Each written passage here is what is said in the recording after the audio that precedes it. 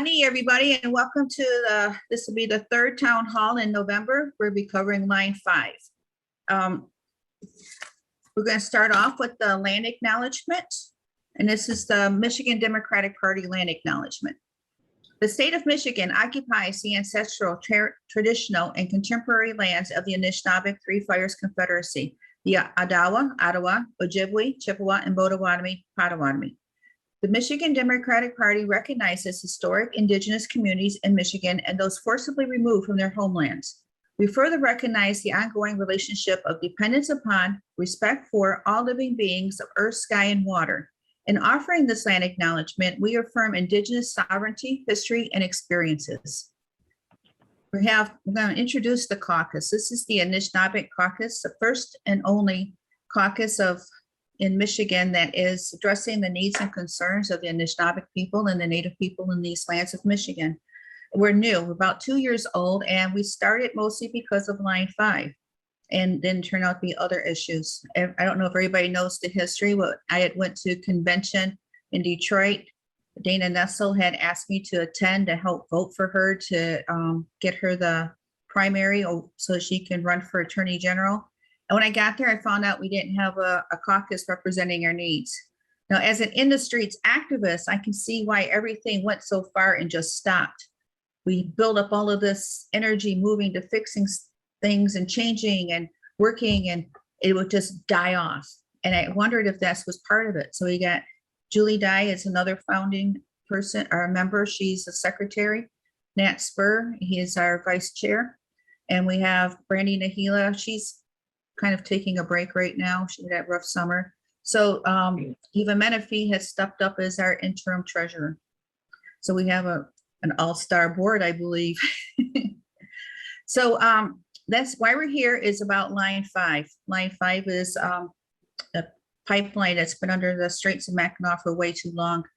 We need to get rid of that, shut it down, and stop that tunnel that they have coming through. You'll be finding out in a very short time exactly the damages that could be coming from line 5 when it breaks. Notice I said when, not if. It's already too old. So that's going to be the main topic of this conversation and discussion tonight.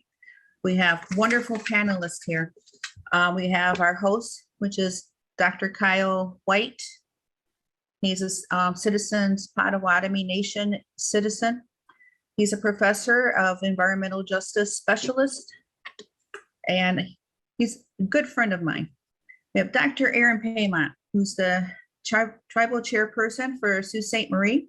He also helped us, the Anishinaabe Caucus. He was on our meeting a bit ago, and he helped us pass a resolution against Custer at the NCAI, which was, we were like so happy. We didn't think that would go through, and Aaron got it for us. Miigwech. I don't think I got to personally thank you for that yet, due to COVID, of course.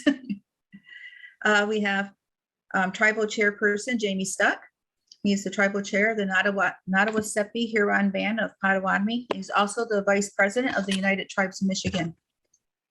Sean McBearty will be joining us.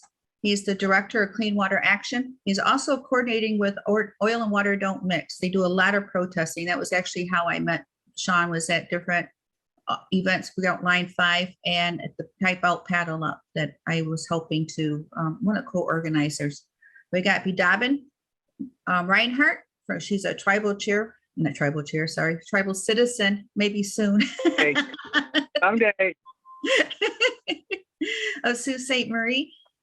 Chippewa, Ottawa and Chippewa Indians. She's an environmental justice organizer with We the People.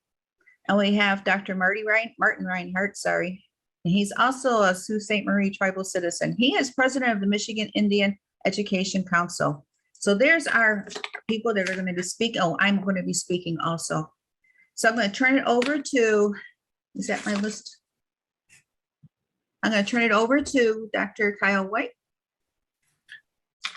Bonjour, friends. It's fantastic to be present with everybody, and I appreciate all of the hard work and dedication and just the spirit work that so many of you are doing on behalf of our communities and behalf of everybody, because line 5 is such a problem. It's such an issue, and it's something that needs to be ended now so we can move on to our potential as Indigenous people, as sovereign people, and creating a new economy, revitalizing our cultures and restoring our communities and our traditions.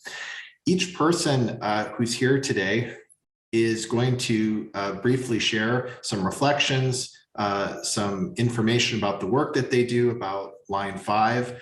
And I'm going to take the opportunity to briefly prompt and invite each of our colleagues here when it's time for them to share.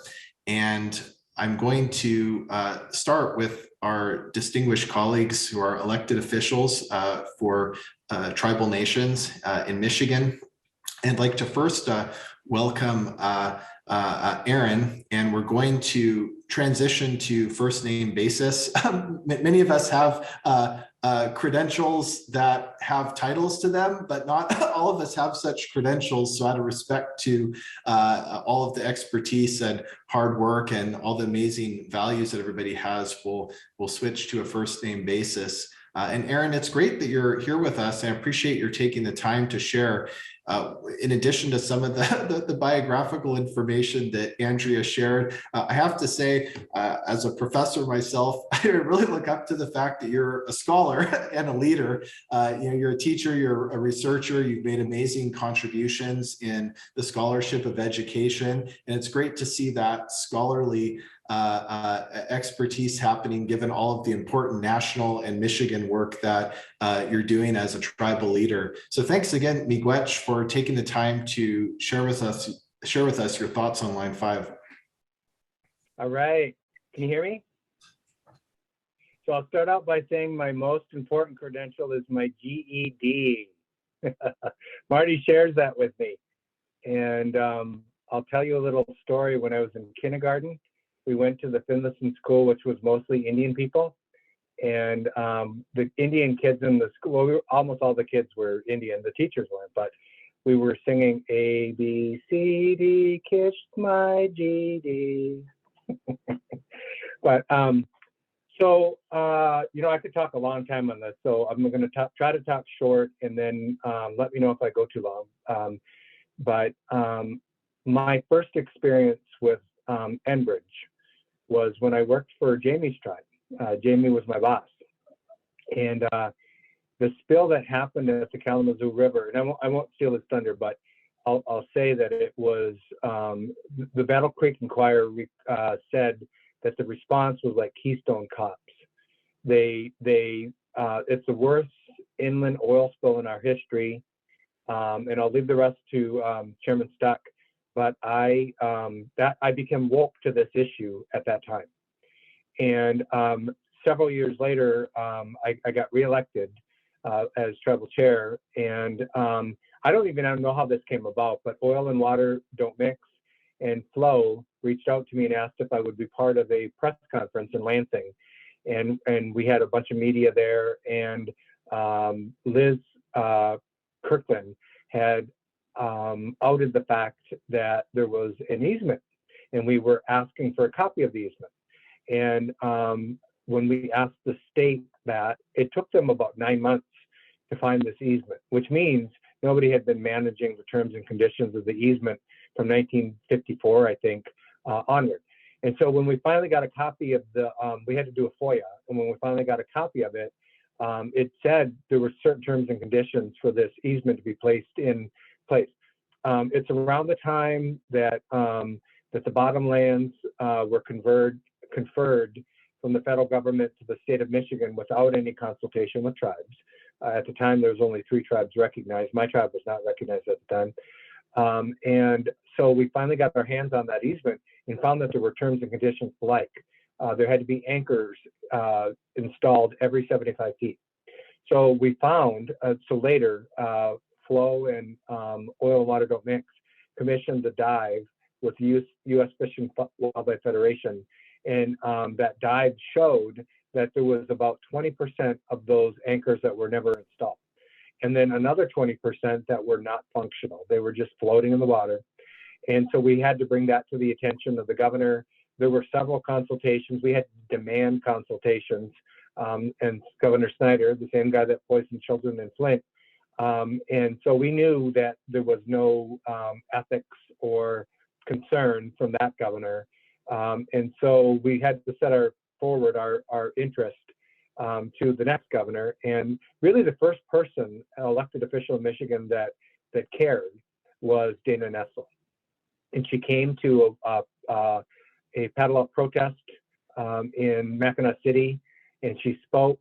And our connection there, our native connection to Dana Nessel is Holly Bird, and they're friends. And so Holly and I were asked to write her platform, and we included in it what she had already said is that she would support shutting down Line 5. We also put a lot of pressure on and got the governor to campaign to shut down Line 5. She got a little meleeed, and kind of tricked with labor and all these jobs that are going to come with a tunnel. But that's not real. If you talk to the tribal environmental directors, they've done topological reviews of that area, and a tunnel is just not even going to be feasible. The other thing is that the financing that's going to happen to build this tunnel, because Enbridge is not going to put up all the money to build this tunnel, taxpayers are going to be on the hook for these dollars. That's why they tried to put it under the Mackinac Bridge Authority, and they didn't want anything to do with it because they knew there was a tax liability coming. And so think about this for a second. We're transitioning, even though there's the last, the death rattle grip on fossil fuels is happening right now with Manchin leading the way, Senator Manchin, a Democrat, leading the way. So we're talking about a transition away from this lifestyle. And I'm optimistic that in the next 10 to 20 years, there will be a transition out of this lifestyle and our dependence on fossil fuels. We have the technology right now. We're on the cusp of having that technology become monetized to be able to have clean energy. The only reason we don't have it is because we have large subsidies to big oil. So these companies are not even profitable without the large subsidies. And if we were to take the money and transfer the money from big oil, and that's all campaign finance because they buy and sell, not only Republicans, but also Democrats. Unfortunately, Hillary Clinton was one of those who would not take a position on Dakota Access Pipeline. But the money that is embedded in the politics of this is so integrated that it's difficult to get people to peel away. But the time is coming where investing in fossil fuel infrastructure is a waste of money. And so, if we look 10 years down the road or 15 or 20 years down the road, we build this tunnel if it were even feasible, which it's not. But if it were, eventually Enbridge will abandon the debt retirement on it, and then we're going to be on the hook for it. Taxpayers are going to be on the hook for it. One other thing I'll say, and then I'll hand the mic over, is the U of M did a study of the flows and currents in the Straits of Mackinac, and it's volatile. Even when it looks calm, it's volatile. There's a lot of movement. And so a spill at the Straits will spill 1 million gallons of oil very quickly. And depending on how long that spill happens, if it happens in the wintertime, it's probably going to be weeks that a spill will happen. But if in the best of circumstances, if only 1 million gallons of oil, say, spilled and they were able to shut it off, that's not what they did in Kalamazoo, because they pumped more oil through and let it spill for 17. They let it spill for 17 hours. It will choke hold Mackinac Island. Mackinac Island residents will have to be evacuated. Some of this is kind of eerily in our prophecies because that's Turtle Island. And the worst of this is also that the unemployment that will result in the economics of that part of the state, about a third of the state, right? It's really our 1836 treaty territory, will be chokehold, and those people that will be put out of work, their tourism jobs, will have to go on unemployment. And guess who pays for unemployment? All of us. Every Michigan taxpayer will be on the hook to pay for the unemployment for the people who will be without their jobs. So there is something, in politics, it's called not my backyard, NIMBY, what's in it for me sort of thing. There's a threat that will hit everybody's pocketbook when that happens, when that spill happens. And so with that, I'll hand it over and open for questions at some point. And I'm glad that you invited me, and I'm excited to hear what everybody else has to say. Thanks so much for sharing everything that you did, Aaron. And that's great that you could spend time with us further tonight, though obviously we understand that if governing duties arise, that you'll have to address those important responsibilities that you have. Miigwech. I'd like to move to our next distinguished colleague, Jamie. And I really appreciate Jamie's leadership, not only because I'm a Potawatomi person, but I recognize the unique talents that Jamie brings as somebody who's both had a career addressing community health and wellness, but also community development, and bringing that perspective on the relationship between business, communities, health. And so I really appreciate tribal leaders like Jamie that bring that special background, can really integrate different areas that we know are connected, but often the American political system seeks to separate those things.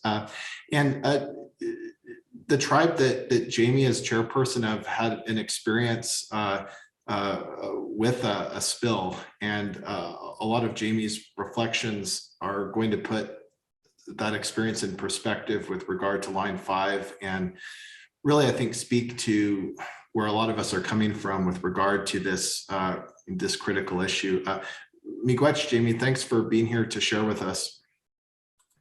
Oh, gee, Miigwech, it's an honor, and to be amongst leaders within the community that are held in high regard. It's an honor to speak with all of you. As stated, as Kyle stated, I really, as a tribal leader, want to bring the perspective of a tribe that has already acted as a trustee to a spill that's already happened, with the Line 6B spill in the Kalamazoo River that happened in July of 2010.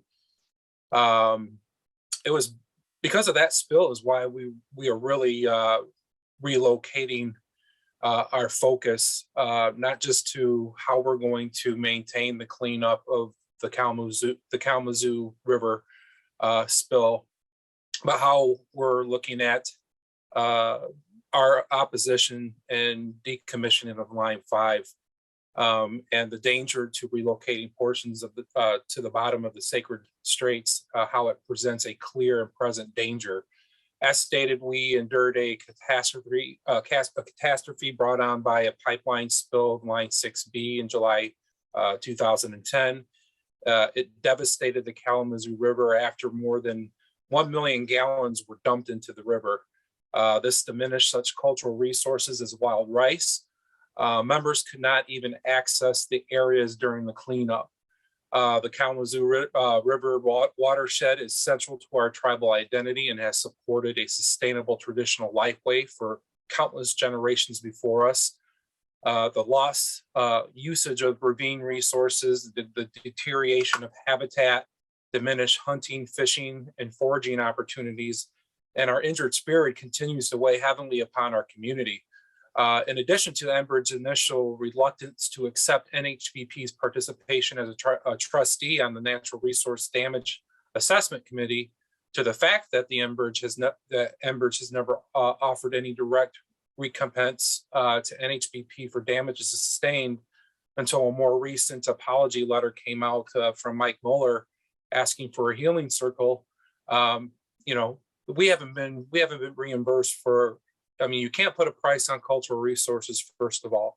But second of all, we've never been fully reimbursed for what we put into as a trustee, or what should be a trustee, and the team member resources we put from our environmental department, our legal department on assessing the damage to our river and the legal attributes due to the spill. So it's one thing to put a price tag on cultural resources, but they didn't even reimburse us fully for what we did as a tribe to deal with the spill, because it was their fault that the spill happened, and yet we weren't reimbursed fully for it. The ecosystems associated with the river and the tribe itself are far from being healed, and it's taken years to even try to replenish, and we will never fully be restored as far as our access and to the natural state of the Kalamazoo River. NHBP has been on the record opposing the operation of Enbridge Line 5 dual pipeline beneath the Straits of Mackinac, and we've been actively engaged in opposition to Enbridge pipelines. NHBP understands the imminent threat to the Sacred Straits more intimately because of the actual Line 6B catastrophe that we'll be dealing with for generations to come. We, along with the other 11 tribes within the state of Michigan, recognize the interconnection of all waters within the Great Lakes watershed. Therefore, we are interconnected and stand unified in our quest to shut down Line 5. We are unwavering in our resolve to protect the Great Lakes, and we are comprised of one water, and one water is life. So that's where our stance is on Line 5.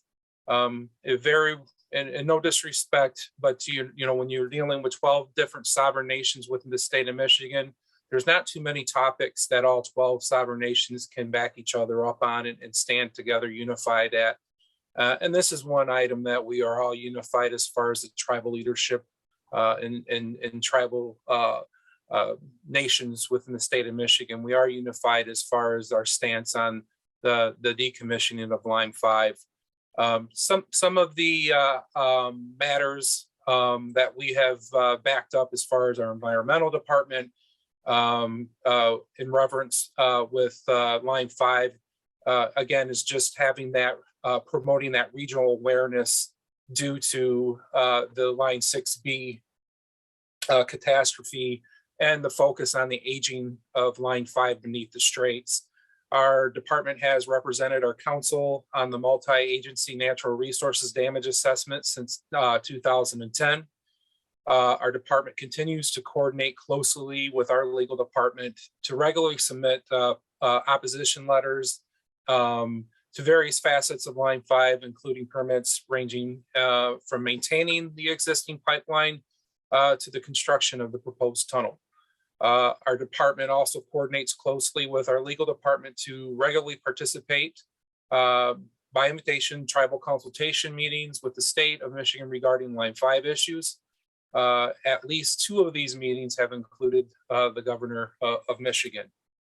The former governor of Michigan actually visited one of our tribe's restoration sites of tribe's wild rice.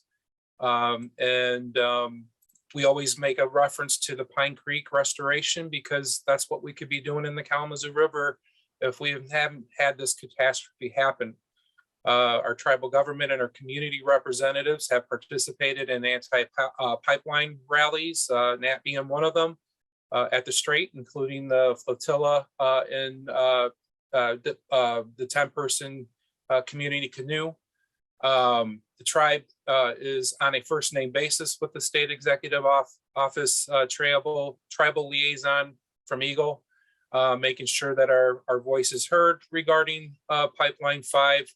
And Eagle continues to communicate with us on a regular basis, as far as the permitting and regulatory issues, and all tribes are in the loop on that. We were actually named as a intervener in the lawsuit hosted by Bay Mills Indian Community to oppose Line 5's continued operation and construction of the proposed tunnel. And as a part of that lawsuit, our environmental director, John Rodwin, signed a confidentiality agreement as part of serving as an expert witness. We are, as far as NHBP, the only tribe not within the 1836 treaty area of the Chippewa-Ottawa Resource Authority to be represented in the lawsuit. And the environmental department has presented on countless accounts intertribal and multi-agency forums on impacts from Enbridge pipelines. Right now, the environmental department is continuously keeping our tribal council in the loop. And we actually were able to produce a 30-minute video titled The Great Stain, which acknowledged the 10-year anniversary of the Line 6B spill. And again, as I stated, Enbridge never really reached out for offering an apology or to allow for healing until 10, 11 years after the spill back in 2010. So some of the key points that we have as far as the administration body, the administrative bodies and consultation that we've had. Mainly it's been with the Michigan Public Service Commission. They approved the construction of the pipeline. NHBP has participated as an intervener in this case. Neither MPC nor its staff has consulted with tribes prior to taking any or maintaining any position. They would not meet with tribes because of the pending case in front of it. And then the staff ultimately did meet with tribes, but the consultation was in name only. There was no substantive interest or effort to consider what the tribe's perspectives were or to address tribes' concern as it pertains to Line 5. Another issue we had was with the Army Corps of Engineers. They took a very limited review of tribal treaty rights, specifically when it refers to our cultural and historic interests in general. We have not asserted any treaty rights as some other tribes have, but we continuously voice our opinions related to the impact a spill would have to the cultural and traditional ways of life if Line 5 were to give out and bust. To be honest, the one point we did highlight as far as having some positivity was the Mackinac Straits Corridor Authority. They were the only ones that really accepted tribal participation prior to any decisions being made, but that was only done via public comment. It wasn't done as far as being able to provide any written information as far as our opposition or any other tribe's opposition to the Line 5 construction. Right now, sadly, as far as considering the overall impact to the Mackinac Straits, the MPC determined that the review of Enbridge's application to relocate a segment of the pipeline would be limited to just along the area of relocation as opposed to the entire line. However, if the pipeline bursts along that route, it will impact a greater area than just the route, just as the Line 6B spill in the Talmadge Creek impacted substantially more than the spill site itself. The MSPC also prohibited arguments on the continued operation of Line 5, though it will consider the impact of the governor's relocation and termination of Enbridge's easement. The MPC also limited the scope of so narrowly that it remains questionable whether NHBP will be able to admit and the MPC to consider the Line 6B event in deciding Enbridge's application. The Army Corps of Engineers suggested replacing the burden on tribes to demonstrate current use of the area to support finding that cultural resources will be affected by the project. Needless to say, this loses sight of the continuous right to use the area and the impact the project will have on future generations' use. Moreover, it loses sight of the cultural, spiritual aspects, including our ceremonies, that cannot be articulated in terms of sufficient to the agency's apparent standards. So right now, just to kind of give you a little bit of breakdown where we are as far as with MPSC, sorry, I think I've been saying it backwards, but I apologize for that. But and the Line 5 opposition, as stated, we've given and tribes given expert testimony as far as their opposition to Line 5, and we have given our expert testimony based on the Line 6B catastrophe. All tribes have provided somewhat of actually a good expert testimony to just opine on the impact this spill, a probable spill for Line 5 would have on our culture, tradition, and the sacredness of the waterways of the tribes. Other tribes like Bay Mills also provided expert testimony regarding the specific impact that this has on our traditional lifeways and treaty preserved rights such as fishing, hunting, and gathering.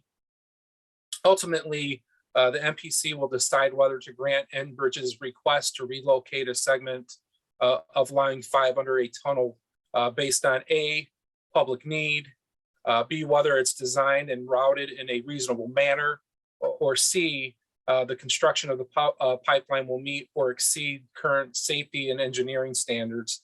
However, it will consider those factors based on the limited scope and without a lot of consultation, again, from the 12 sovereign nations with the state of tribe, as in the state of Michigan, sorry. As Dr.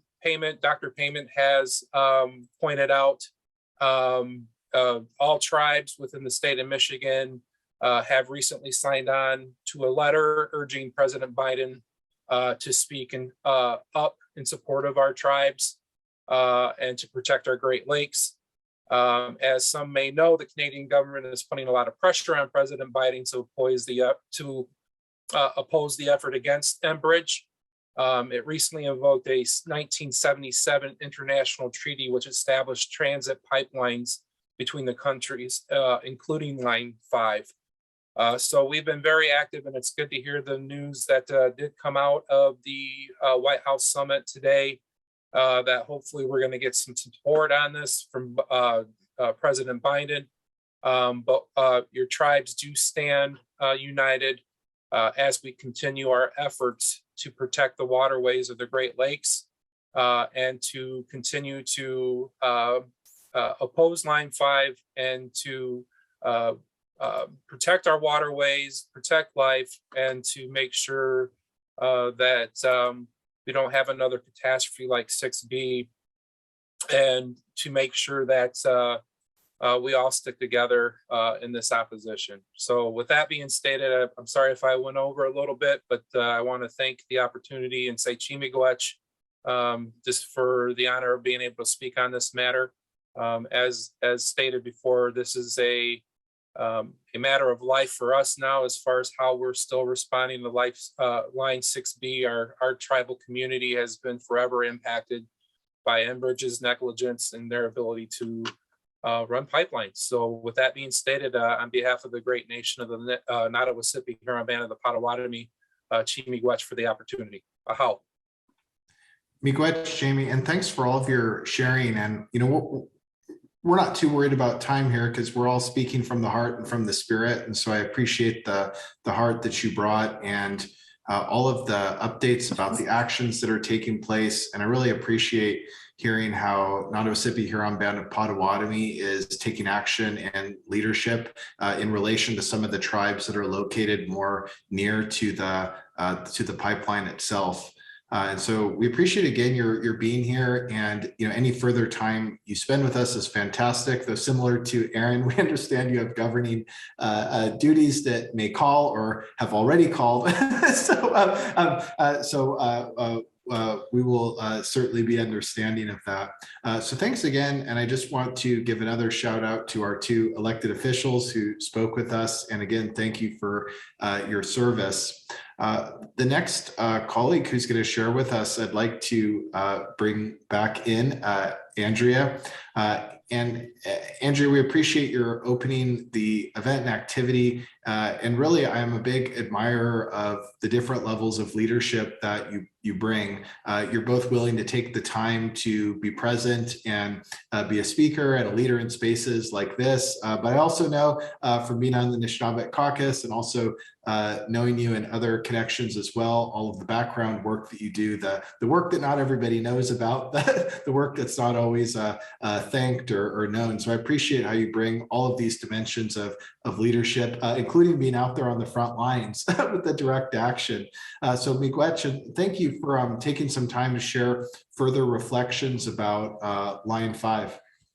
Oh, Miigwech, and thank you for asking me. I really appreciate it. When I started the caucus and got such wonderful people working with me on this. It all started from Line 5. It really did. Line 5 would affect my tribal lands, and I may be 300 miles away, but at the same time, it will affect my family. It'll affect my people up north. It'll affect our culture, our traditions, how we would learn, what we would learn. It would just be a loss. And when you add into the fact that there's also hidden dangers, not only will Line 5 devastate the cultural traditions, our water, our everything, but it'll also bring, when they build that tunnel, missing and murdered Indigenous women and girls, which is something that we must also consider when we're thinking about building a tunnel and keeping Enbridge alive and then floating, I guess. So that is something that will come from that. We've already seen from Line over there in Wisconsin and Minnesota, when they're building the pipelines out there, what's happening. There's already been charges of human sexual trafficking. And that's another level that we have to remember always, because we got a lot of tribes that pipeline will cross, and it's our women and children and our men too, that will be suffering. And we need to keep that at the forefront of our mind. I think that pipeline should have not have been made. It should have been, but I wasn't there then. I really found out about it during when Kalamazoo had their oil spills. Around then that I found out. And I remember watching that, all those stories coming through on Facebook and everything when that happened, and it was just horrific. I remember all the people coming up, and they had like events for people to bring different donations of Dawn dish soap, and they were looking for people who would come and take care of the animals and help clean them off. You had a whole criteria, and then like the next day, that list was gone, and Enbridge blocked everybody out and put a big fence around it and took care of it themselves. Well, we see how they took care of it, right? It's still there. It's not cleaned up. It can never be cleaned up. It's a fallacy. It's a lie, and we need to address that.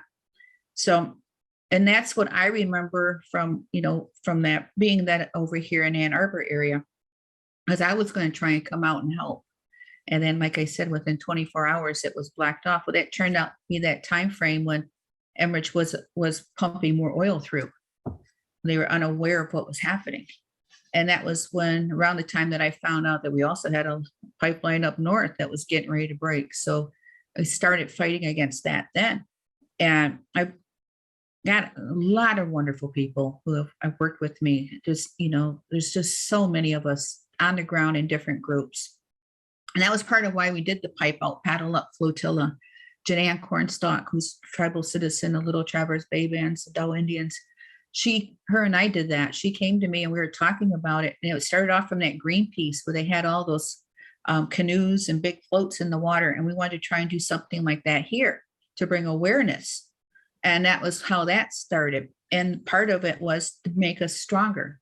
It wasn't just a group of natives doing this. We brought in legislators, we brought in tribal leaders, we brought in tribal citizens, we brought in Michigan citizens, environmental organizations. We are stronger together. And that was what we were working on. Every year we were making it bigger, bringing in more people, more groups. And that's how you get things changed. The more people that are aware of things, the more people that are fighting in different ways. Right? If we just keep hitting the same spot, it'll never change. But if you try over here, hit there, eventually you put so much pressure on, something is going to stop or explode. Hope not the pipeline yet. And that's what we're working for. It was just a camaraderie of getting people together, stronger, building, and that's worked. We met Dana Nessel. I met her out in Ann Arbor, and she told me she wanted to shut down Line 5, and she came up to the flotilla and talked to everybody, and she has been amazing. She was the first legislator to sue in our behalf, Enbridge, against Line 5. Took a little bit for the governor, but we worked on her on that. Caucuses, we're partnered with Native American caucuses and the DNC, and we also have partnered with other caucuses in the Democratic Party. And we've sent letters to our governor asking her to shut down Line 5, keep your promises. We took it off of her webpage that had still at the time said, my first thing when I walk in will be to put down my purse and shut down Line 5. And we're like, well, okay, it's been like day 280, it's still going. What's going on now? And we pushed her. We pushed and pushed. We kept sending letters. We kept making an issue of it. And that's where we're at. These people are working. And it's not just one person, it's a whole bunch of us, which is really beautiful. We get the flotillas and the canoes in the water at the pipe out, paddle up flotilla. And it's a beautiful day. We have fun together. We talk, we work things out. We make t-shirts, we make signs, there's drumming. It's just beautiful. And at the same time, it's all about line 5. And we're sitting there looking at the water thinking, anytime we got to stop it. And that's what we're working for. One of the ways I have found is that since we have Dana Nessel and Governor Whitmer have both proven that elected officials can make a difference. And that's something we need to consider. Everybody should consider running for office. You don't have to have a degree in political science. You just have to care. You have to care an awful freaking lot about your water, about your people. And that's how we're going to get changes. When I went to convention and found out that we didn't have a caucus, that we had been left out, I came home stomping mad. I was like, this is why nothing changes. We are stuck. We are being ignored. Why? Because we're not part of it. We are not part of the issues. We're not part of the fix. We are left out outside the door with our signs not being heard. So we're changing that. This caucus is working towards that in so many different ways. And a lot of it's going to be line 5. And that Custer statue is going too. But that's another one. So that's where I'm at with it, is trying to do this in a positive manner, in a way, in a good way, and to bring our tribal voice to the fight. We need to be able to be a part of this fight. It's going to affect us. It's going to affect our lands, our traditions, our children. I mean, when line 5 breaks and the fish are gone, we're going to lose a whole clan system and all those teachings. Think about that. Who's going to be able to teach the fish clan anything? They're not going to know. They'll have to go somewhere else to learn about their clan. That's not right. That's how deeply we will be affected. Our animals, Makwa and bear and the wolf, who eat those fish. What's going to happen? What's going to happen to them? I mean, there's just so many different ways that this is going to affect us. And we need to stand up and we need to fight it with everything we have, everything. I have been in the streets. I didn't get to go to DAPL. I sat here. We had a pipeline coming in down about a mile from my house. I was doing 5 protests a day in 1 week. I was exhausted, but we didn't stop. We had people showing up and people with signs and people writing the governor and the legislators and making a loud noise. We didn't stop. We kept going, every single one of us, no matter how cold it got. But that's where we're at now. We've pushed this to a point now where now even the president's listening to us. We've got Deborah Haaland as the Secretary of the Interior. I mean, we can make some changes, but they need backup. You got to run for office. When something comes down, it's getting squashed by Republicans. Why? Because we're not there. We are not there, and we need to stand up and say, I want to be at that table and run for office. Any office. Run for, we already saw how important county commissioner was when they passed those resolutions from Enbridge, right? About how great and wonderful they were. Did you read those resolutions? They're ridiculous. They got passed. Why? Because those Republicans and our county commissioners, they go to training in Mackinac. Who sponsors it? Enbridge. Who sponsored our governor's inauguration? Enbridge was on that list, and so was DTE and Consumers Power. That's where we're at.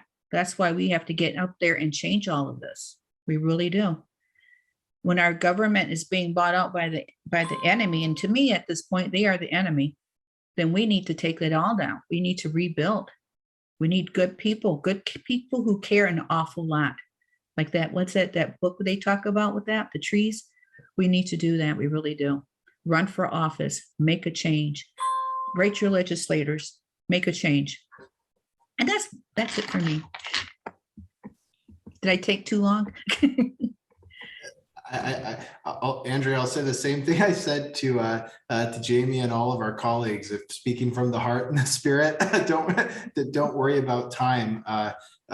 Just share what you know and share what you feel. It's a tremendous gift that everybody is here talking together about these incredibly threatening and challenging issues, but I'm also inspired by the actions that everyone has described so far, all sorts of different actions that are making change and are very inspiring. So miigwech for your work as an organizer and movement builder, Andrea, and all the other important things that you do to support so many of us. I'd like to move to our colleague, Sean, who we appreciate joining us. And Sean is somebody that one way that I know them is through the work that I've done for a long time with the Michigan Environmental Justice Coalition. We seek to address environmental justice issues across the state, affecting many Black, Brown, and Indigenous communities and communities facing a number of different challenges statewide. And I've really appreciated in the time I've known Sean, their dedication to the well-being of citizens of Michigan, of the public, of our welfare, keeping people informed, being on top of the policies and translating what's happening without much of our consent and acknowledgement, translating that to us so that we can know the important ways to take action. And so we appreciate all of your dedication, Sean, and we know you spend many hours keeping on top of all of the just complexity of what's happening with just an issue like Line 5, in addition to other areas that you contribute to. So miigwech, and thanks again for taking the time to share, Sean. Yeah, miigwech, Kyle. Thank you so much for having me tonight. I'm glad to be able to spend some time with you all. It's good to see friendly faces today. I'm sure some of you have probably heard we got a very disappointing court ruling today on Line 5. So I want to talk a little bit about where we are now in relation to that. Earlier this afternoon, Judge Neff in the federal court case ruled on the state's motion to remand the case to state court. And she denied the request to remand to state court, meaning that this case is going to stay in federal court. So the only way that this case can now be won in court is through the federal court system, which, the state has a very strong case here, even in federal court, but it takes a lot longer to get through through federal court than it does through state court. And, this decision today means that Enbridge, this giant foreign oil corporation, has secured at least temporary success in protecting their oil profits at any cost, even when it means, as we all know, keeping our Great Lakes at such a tremendous risk. However, there is still a lot that can be done. There's a lot that we've done so far. I think one of the most powerful things about the Line 5 fight over the last several years is how so many from across Michigan have come together. I've personally felt lucky to build so many wonderful relationships with Native American activists across Michigan who care about this issue, and with the sovereign tribal leadership, Chairman Payment and Chairman Stuck on the call today, and several others across the state. I've felt lucky to be able to build these connections and to work together over this long of a time period. We've built a heck of a campaign. We're all working together to shut down Line 5, and that work continues. Back in 2014, when the Snyder administration was talking about this issue, I remember with the oil and water campaign, we were very disappointed in 2014 when Governor Snyder was reelected. We knew that Snyder and Schuette were not going to do anything that was going to help us shut down Line 5, and we decided in late 2014, in November, December, we got together in a campaign meeting and we decided that we were going to spend 4 years educating the public, and we were going to spend 4 years making sure that the people who ran for governor and attorney general in 2018 had to take a stance on Line 5, which seemed pretty audacious back in 2014. Since then, one of my favorite stories that I've heard in this fight is from our Attorney General, Dana Nessel, who talks about being at one of our Oil and Water Don't Mix educational meetings that we did for the Plymouth Democratic Party. And she was attending as just a member of the Plymouth Dems, and she asked a question, and asked if the Attorney General could file a lawsuit and shut down Line 5. And I was like, yes, absolutely, the Attorney General can do that. And she turned to her wife, Elena, and said, I think I'm going to run for Attorney General. And Elena laughed. And then a while later, that became a reality. And, we were able, all working together, to get Attorney General Nessel elected.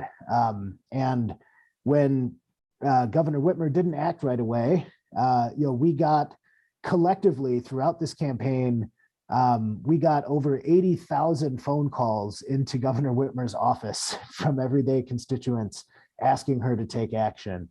And you know what? Now that Judge Neff has made this short-sighted, errant judgment that ignores the sovereignty of the 12 tribes of Michigan, ignores the sovereignty of the state of Michigan, and attempts to give it all away to a foreign oil company. Now that she's made this sort of a short-sighted ruling, and we're looking down a long federal court process, we're going to take the same kind of fight that we took to Attorney General Nessel and to Governor Whitmer to get them to take the right kinds of action. We're going to take that same fight to the White House.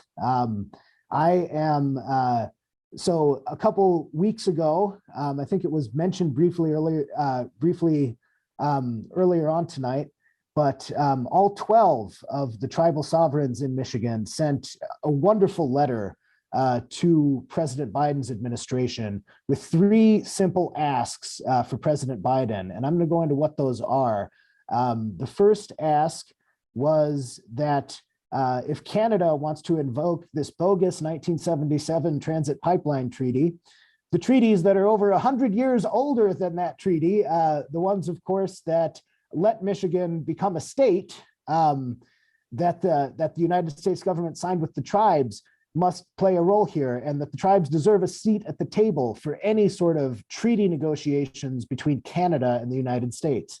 The second ask was that the federal government intervene in this court case. Enbridge is right now arguing federal preemption, which is to say that they are arguing that the federal government is the only one who can shut down the pipeline. If the federal government steps in and says, no, the state can do this, it pretty much destroys Enbridge's argument.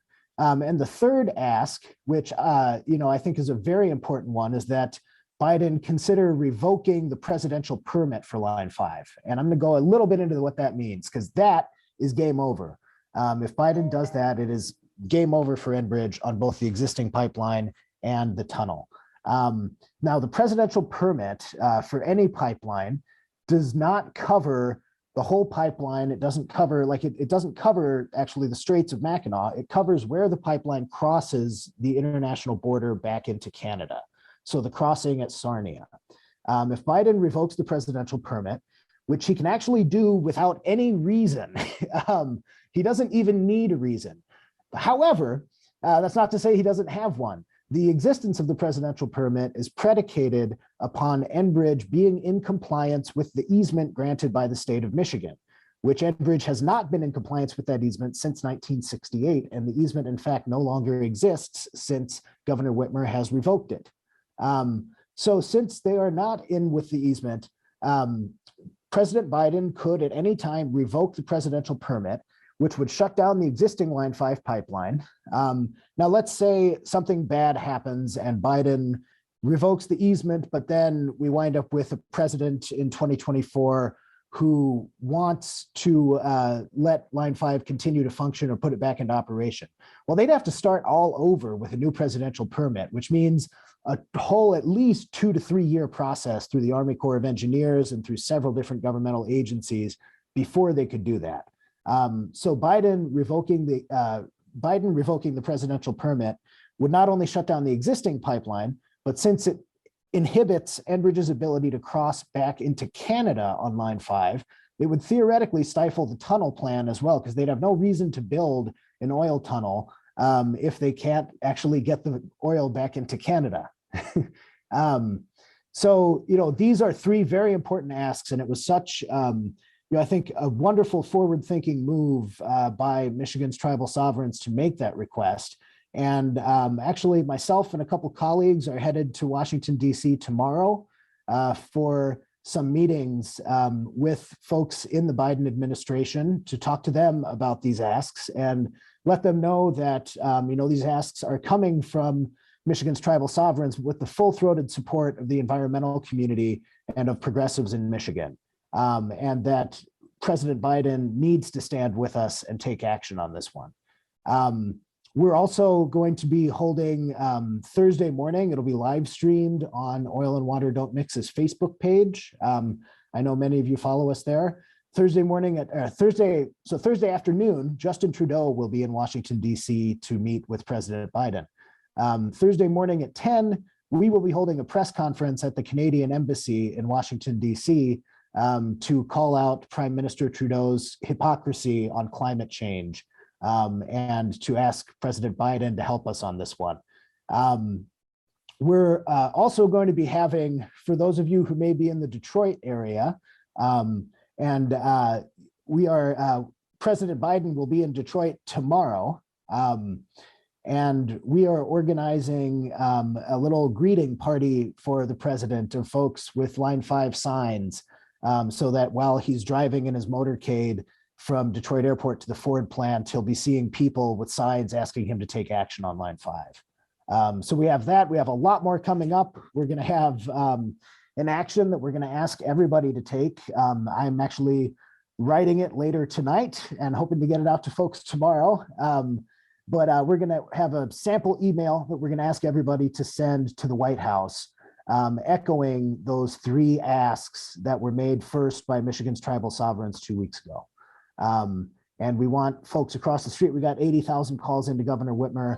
Let's beat that. Let's get hundreds of thousands of emails to the White House and just inundate them with these requests, which would satisfy, which would solve this entire problem. So again, thank you all so much for having me tonight. It's great to join you. And I'll be sticking around if anyone has questions later on. Miigwech, we appreciate everything you shared, Sean, and we're going to be right there alongside for all the actions that you described. And I hope you have a safe trip. I know it's going to be a significant and impactful trip. So thanks for going to Washington and orchestrating all that you described. And yeah, thanks for sticking with us for some of the conversation a little bit later. Yeah. I'd like to move to prompt our next colleague, Biidaaban. In one of the times that I met Biidaaban when they were studying in graduate school, I was really struck by how they were bringing Indigenous knowledge to spaces in science and engineering and planning and just doing it unapologetically, just like it should be, right? We have a right to be in these spaces and to have our values and our knowledge and our wisdom just be the way that we operate. And I'm really inspired by scholars and organizers and leaders like Biidaaban who just do that naturally. I mean, it's hard work to just embody that this is the normal way to do things. And it's a way that can exist and succeed even in spaces that might initially be hostile to our ways and our communities. So I appreciate all that you do and all that you bring and all of your knowledge, Biidaaban, and thanks for taking the time to share with us your reflections. Yeah, Chimagwaj, and yeah, we had a couple good potlucks out there in New York there in my grad school. So yeah, so Chimagwaj for the introduction. So bonjour everyone. Biidaaban Indigenous Cause, Bawa Tingandon Jaba, Ajajakandoram, Anishinaabe Jibwe and Thou. Hi everyone, my name is Biidaaban Reinhardt. I'm a citizen of the Sioux Ste. Marie Tribe of Chippewa Indians, as mentioned before. I am Crane Clan, and I'm here today as the environmental justice organizer with We the People Michigan. So whenever we were talking about shutting down Line 5, the conversation, as we've been discussing here today, veers towards logistics. What would happen? What would the world look like if and when the pipeline bursts? Not if, but when. Well, those are very valid points. What we often don't see is the vision for what our future could look like once this pipeline is shut down and all the pipelines are shut down. So this vision for the future that I'm going to be talking about comes from my own experiences in my community, as well as the research I did in grad school in sustainable construction, and incorporating my own traditional ecological knowledge into my studies, as well as the work that I'm doing now as an environmental justice organizer. So, as an Anishinaabe Ojibwe woman, I was raised with our traditional values, such as the seven grandfather teachings, the medicine wheel teachings, and as well as one that many of you have, I'm sure, heard about, called the seven generations philosophy. What this says is that what we do today will have reverberating impacts for 7 generations into the future. These teachings have guided me throughout my entire life. While I went to school, while I attended protests and gatherings with my family, it brought me into the path of STEM, into science and into sustainability research. Eventually, at one point in my life, I was involved in nanoparticle physics research to create solar panels. However, that all changed in 2016 when I was in my bed one night waiting for class the next morning, and I saw my friends and family get shot with water cannons and rubber bullets in the North Dakota plains. The next day, I sat in my physics class that day, not hearing a single word about whatever math function I was supposed to be learning that day, because I knew that at that moment I needed to make a change, that my people needed help today, not 30 years in the future with some hypothetical novel technology. So I switched gears to zoom out and see the big picture. How do we move from surviving to thriving communities? When we're trying to shut down Line 5 or any pipeline, really, the most important thing we can do is foster our relationships, not just the existing ones and not just ones between natives, but for all beings. Natives, non-natives, human and non-human, such as our animal relatives, our plant relatives, the water, the air, all of it, all of our relations, into a balanced, value-driven future. This is a way to welcome anyone who shares a similar value system, one that respects and honors all beings on this planet, to join and work with us in this fight for all of our collective future. A prime example of this is what we saw happen at Standing Rock. So this movement started with just a few people, mostly Native women from that community and youth, a large group of youth from that community who ran across the country in order to bring that specific injustice to the attention of the administration at the time. That movement that started with just a couple of people grew into a gathering of over 10,000 people from across the globe who came into a fight against that one pipeline. That was not the first, and it will not be the last. And so far, this movement has largely been guided by Indigenous people, such as all of us here on this call right now. If we are to make substantial change in our energy future, we need everyone, absolutely everyone involved in this for all of our future generations. We need to look back at our traditional ecological knowledge and instill it with Indigenous science of today in order to picture and develop what our future could look like, from the immediate future, such as shutting down Line 5, just this one pipeline, to maybe like more of a medium term, a couple decades from now, transitioning from fossil fuels entirely with renewable energies, which, by the way, those technologies are already there. We haven't invested in them yet. All the way to more of a long-term visioning future of what a decolonized, revitalized, just future could look like for everyone. Our ancestors already knew how to live in a sustainable way without these extractive harms done to each other and to Mother Earth, taking only what we need and giving back when we can. And that is a future that's worth fighting for. That is a future we should all be moving towards. Right now, we are here discussing this one pipeline that runs through the Straits of Mackinac, but that Straits of Mackinac connects all of the Great Lakes. That at any point, this pipeline could rupture and impact all of North America, the waterways that touch every single animal, plant, and persons for decades to come. We've already seen what happens when a pipeline bursts over one river downstate. Imagine all that oil going into 5 Great Lakes and all the waterways that connect through that entire system. This is not the only pipeline. It will not be the last. So yes, we need to shut down Line 5, Line 3, Line 6B, DAPL, all of them. What we also need to do is look out, look ahead, and see what our future could look like. We stand here, well, technically sit here, at a crossroads, a choice that we could sit and wait for the world leaders to gather, which they have done, and they've decided that there's nothing we can do about the burning earth. Or what we can do is we can say no. They're not the only ones living on this planet. They're not the only ones whose futures will be impacted.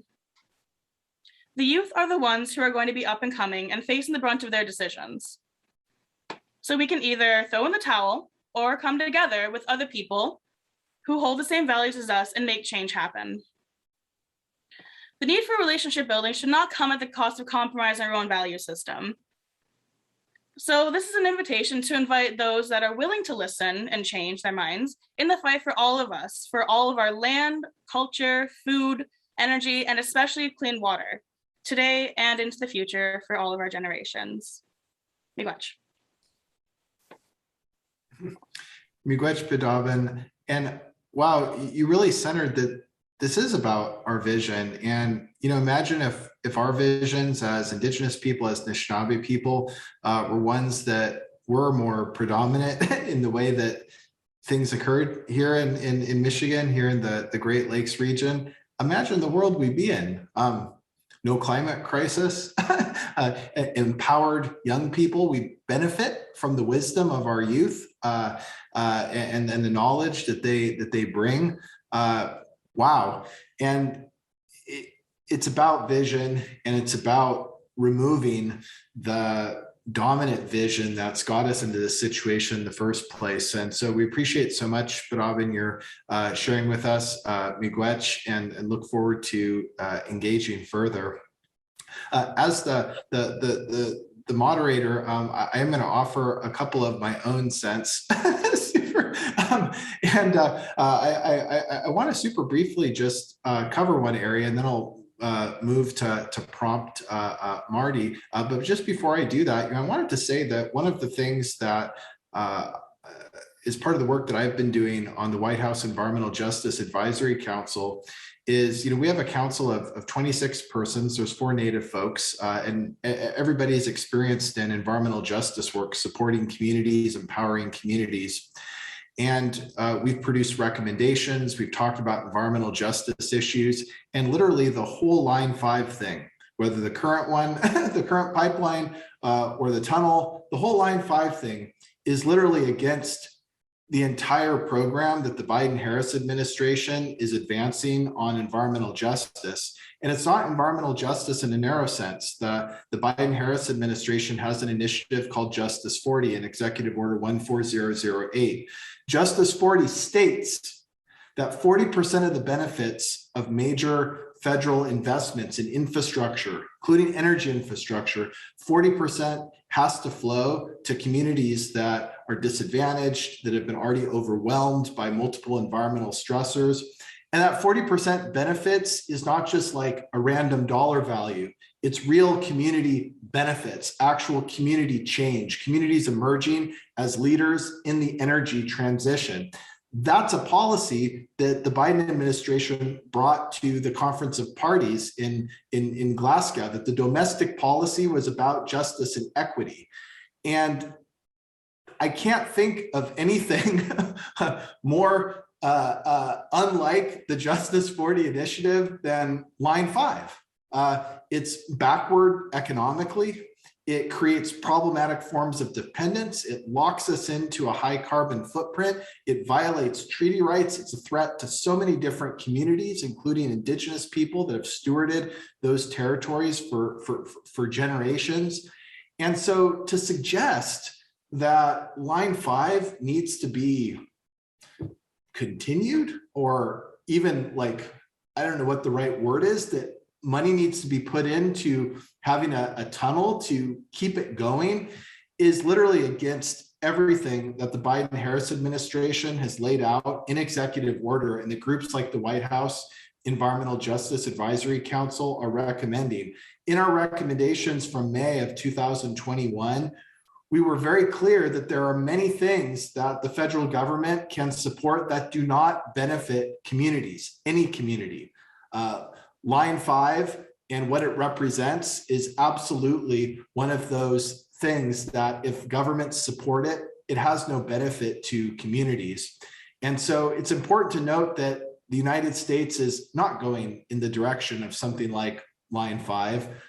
We're trying to create real change. We're trying to establish environmental justice, and we're trying to put in place a situation where Black, Brown, and Indigenous communities emerge as leaders in the just and equitable energy transition, and not something where we're just trying to figure out ways to save industries, which we know have a horrible track record starting generations ago, and industries that we know were able to take root and contribute to the high carbon footprint because they dispossessed us Indigenous people of our land. And so it's painful for us to think that these industries should be further coddled and supported when the way in which they were allowed to take root and expand as fast as they did and create the climate change crisis that we have right now was because of the original dispossession of our communities, the shrinkage of our land base, and the threat of assimilation. And so I appreciate the vision, the actions, the words that everybody has shared. And I would like to ask our colleague Marty to also share. And Marty is the professor that I wish I had, whether an undergraduate or a graduate school. Like I really wish I had professors like you, because you model exactly what it means to succeed within an institution of higher education, but do so in a way that doesn't compromise on the work that matters to so many of our communities. And so it's fantastic to have models like you that are showing what it means to work in higher education and what it means to do it in a native way, and what it means to be uncompromising in the fact that what you bring are native priorities and values and Indigenous knowledge. And so again, yeah, shoot, imagine I could have been doing all sorts of better things if I had taken some of your classes instead of so we appreciate your taking the time to share with us, Marty. Miigwech, Kyle, Andrea, Chairman Payment, Chairman Stuck. Proud dad here, Biidaaban. What a beautiful speech. My goodness. And the other speakers, I appreciate the spirit energy you all put into this. It's very serious. You know, I wish I had professors like, you know, the ones that we're trying to be. You know, I guess that's what they say, right? Be the ancestor that you always wanted. Be the one that's going to make a difference. And I certainly try. You know, I want to talk a little bit about our rights. You know, we've had some folks mention treaty rights and, you know, what we're able to do under the laws of our tribes, of the federal government, and the states. And I say them in that order, purposefully. We have, as tribal people, Aboriginal rights, we have treaty rights, and we have civil rights. All of them have been violated by Enbridge, all of them. Our Aboriginal rights are inherited from our ancestors. And, you know, our ancestors provided us just what Biidaaban said. You know, they thought 7 generations into the future. They provided us with not just the Aboriginal rights, but the Aboriginal responsibilities to care for those beings, those relatives that include the fish, include the deer, the bear, those plants. You know, those are very important to us, part of our Aboriginal responsibilities. Our treaties go back to the Treaty of Juenjigawen. That's that treaty with the plants and animals. We're taught that that's our first treaty, and that they gave up their lives, and all they asked in return is that we care for them. That's an absolute. We have no choice in that. And we need to make sure that people understand that is our first treaty, and we will do everything we can to uphold that responsibility. We have other treaties too that are often overlooked. The treaties that we have with other tribal nations, treaties between the Anishinaabe Three Fires Confederacy and the Haudenosaunee, treaties between the Anishinaabe Three Fires Confederacy and the Lakota Nation. Those are important treaties. And in those treaties, we said, as we sat there and smoked our plogan, our pipes with them, and created wampum, that we would care for the plants and animals in common, because we understood that all of our lives depended on good relations. All the way back to the treaty with Great Britain, our first treaty with a foreign nation. You know, that treaty of 1764, that Silver Covenant Chain Treaty, when the Anishinaabe Three Fires Confederacy made that covenant chain with that foreign nation, and they understood that we existed as our own sovereign and that we had these responsibilities to care for the land because the land cares for us. We were never these individually divided segments of the Anishinaabe Three Fires Confederacy. We were always Anishinaabe Three Fires Confederacy of Ojibwe, Odawa, and Potawatomi. And that's how we should present ourselves today in a united front. When we have ambiguity in our identity, we need to make sure that the other folks who are, you know, talking about treaties between the United States and Canada, that they understand that we have treaties that predate theirs, as was mentioned this evening, and that they are very important to us, and that they are living treaties, that we feast our treaties. We signed, as the Anishinaabe Three Fires Confederacy, over 74 treaties with the United States. Out of 372 treaties and 13 treaty supplements signed between the indigenous peoples of the United States and the United States of America and federal government, 147 contain education provisions. And I'm here to tell you that I've looked at them, every single one of them, read them word for word, completed countless hours of analysis on these things. And I can tell you one thing, our treaties, our rights to education depend on a quality relationship with Mother Earth. You know, these are the things that we can't not do. And we cannot go out and teach our children to love Mother Earth the way we love her, the way we're supposed to love her when it's oil soaked. That's not how we love Mother Earth. Acknowledgement,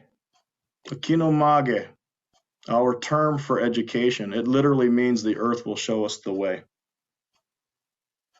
And that is our responsibility to then uphold those teachings and to love her back. 295 treaties signed between our tribes and the federal government containing food provisions, rights to hunt, fish, gather, farm, to mill. Those are very important. 52 of those were signed by our Anishinaabe tribes. Let me tell you, one of the most important things to tribes is food sovereignty, food security. And if we don't have that, as Winona LaDuke says, we don't have sovereignty. And I'm sorry, but you can't drink oil, you can't eat poisoned fish. So if we're going to teach our kids how to respect Mother Earth, how to truly have food security, food sovereignty, we have to have a place to do it. You know, Turtle Island is what we call this place. And we have many Turtle Islands, right? Turtle Island, Mackinac Island. Turtle Island, Dobby was talking about out at Standing Rock. There's a little Turtle Island out there. Has a burial ground that they just trampled right over as we stood there on that Thanksgiving Day, giving thanks for our relations. And they just looked at us across that concertina wire fence and trampled all over the graves of the Lakota ancestors buried there. We have to love the place that we live. That's our responsibility. I really appreciate everyone's contributions to this fight, to this ongoing protect, because that's really what it is. It's protecting our relations, it's protecting our futures. Miigwech. Miigwech, Marty, we appreciate your thoughts and the history that you told and the stories that you told, and just those living treaties and what they mean for our communities today, but just the direction that they give us, the guidance that they give us. And this is what our Anishinaabe ancestors, this is what they did, what they created for us. So we appreciate, again, your taking time to share. And, you know, Andrea started us off by grounding us, but I appreciate, Marty, how you grounded us at the end, and gave us that, gifted us that perspective. And so I appreciate, again, what everybody shared, and thanks for closing with that as well, Marty. And I'd like to, just in a few minutes that we might have, to see if our colleagues here in the caucus or other guests who are able to join us for this recording would like to ask a few questions. And if the panelists would be able to turn their cameras on, unless you're occupied with other things. I know it's the evening, but if you can turn your cameras on, that would be great. And anybody who needs to leave, go for it, right? we know you've got different things to do, but just give us a wave, and we'll definitely see you later at one of the actions that's been described.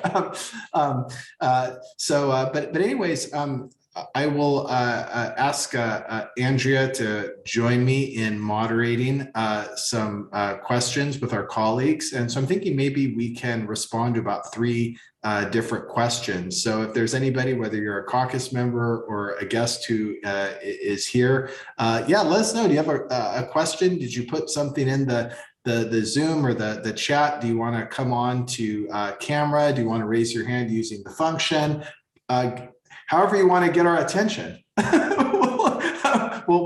Andrew and I will be looking. So Andrew, did you see anybody that put a question in the chat? Oh, Andrew, if you could just push that one button, the button whose name we will not speak of anymore. Barb has a question. Okay, Barb. Hi, I want to say miigwech to all the presenters. It was very informative and inspiring, and heartbreaking too, and motivating. And so I really appreciate all of the words that were shared. One of the questions I have is, how much are we focusing on the question of cleanup of the spills? And I ask that because back in 1985, I spent a month in Prince William Sound, kayaking and studying seals and sea otters there. And in 1989, the Exxon Valdez oil spill happened, and it happened exactly where I had been. The woman who was the professor of my field study group continued to go back to that spot every year up until I think about maybe 6 years ago, when her health declined to where she couldn't. And what she told me was that the wildlife had not returned, that you could still turn over rocks and there was oil underneath the rocks. And while you were talking, I looked up to see if there had been some studies done on the long-term impacts of the oil spill on the environment. And indeed, there are tremendous long-term impacts that have been documented. And I always think it's really important when they talk about cleanup and they have these drills and everything, that it's really an illusion. There really isn't a cleanup. I mean, you can maybe get rid of some of the visual signs of the oil, but as far as its impact on the environment, it's just not going to go away. And so I'm wondering, and anyone who's on the panel can talk to that point. Can I just take a few seconds to say that under our treaty rights, we don't have to wait until there's a spill to invoke them. Mhm. The law is on our side in that respect. Now, if you're a citizen of the state of Michigan, you don't have the same rights as tribes. Mhm. In fact, in many ways, the citizens of the state of Michigan have to prove damage, right, in order to invoke the kind of laws that are going to bring remedy. But tribes have the ability to look into the future and say, you know what, there's a reasonable expectation, especially looking at what Enbridge has done in our territories before, that we're going to suffer significant damage to our treaty resources, which that's a term that we probably will use, even though they're life sources. But we have reasonable expectations that will happen, because it's happened down there in the Kalamazoo River. And we have a model that's research based that shows it will happen eventually in the Straits. So I just wanted to throw that in there. We don't have to wait. We have the right to move forward now if that's what we choose to do. Negrete. Thanks, Marty. I think we'll move on to another question. We have a colleague here. When we were originally doing this event as a simultaneous Facebook Live event before we moved to record it, we had some great journalist colleagues that were going to join us here. And so Hannah Northey from Energy and Environment News has a question.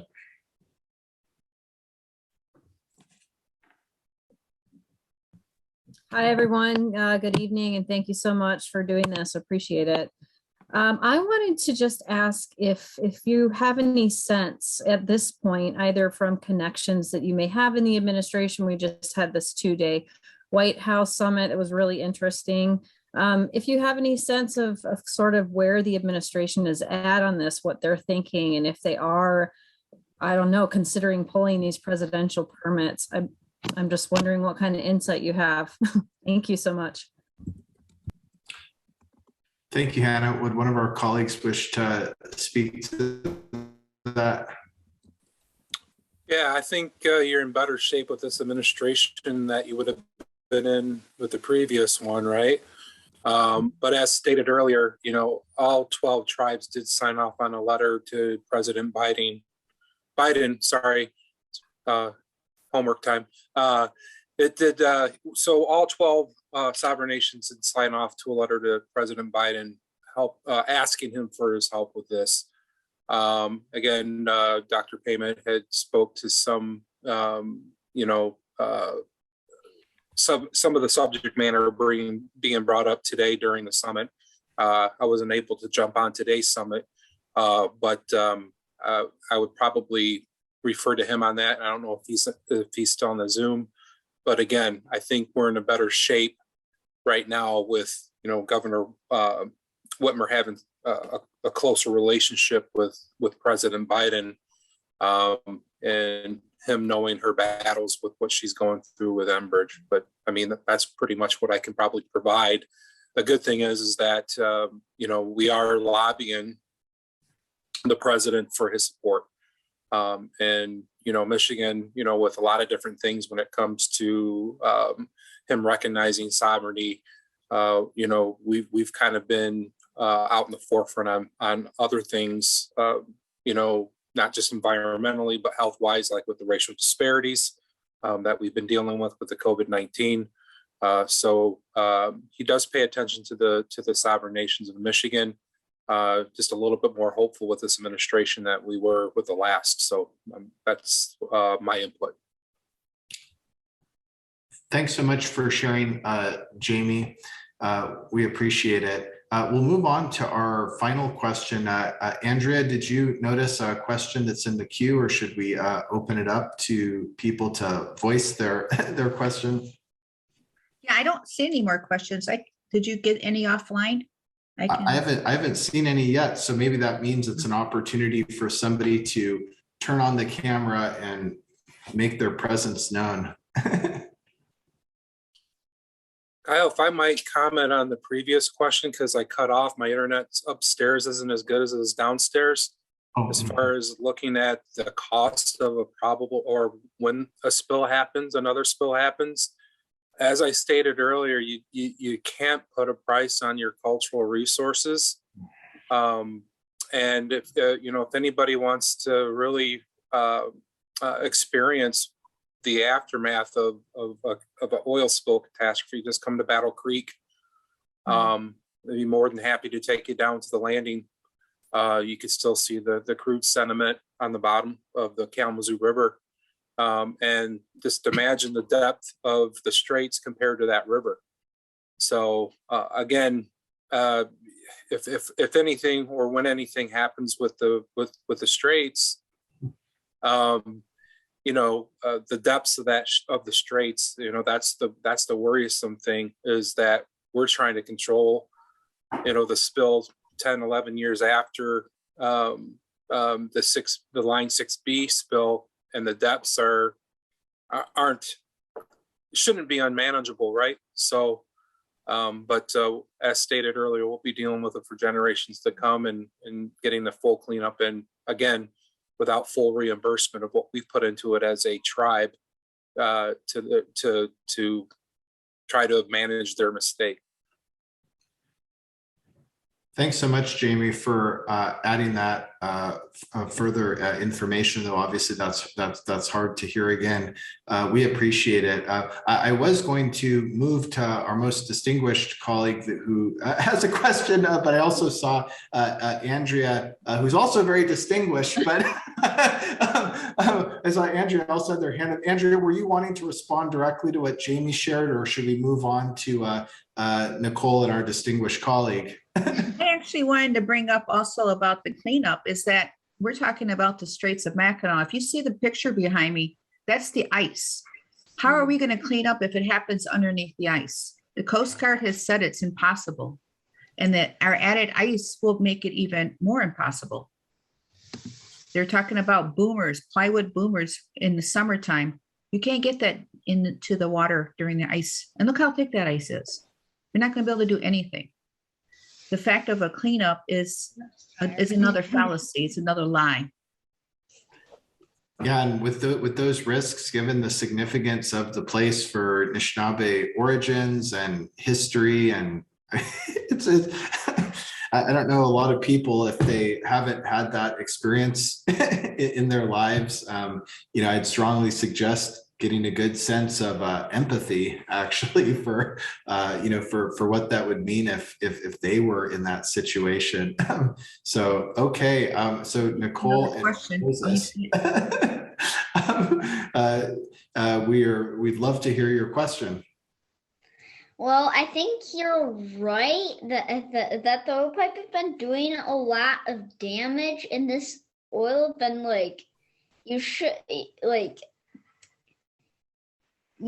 how it's covered in ice. It does make it even more impossible to do this ice stuff, but this oil has been doing a lot of damage. But how did it get so bad? Thanks for the question, Moses. We appreciate it. Would one of our panelists respond?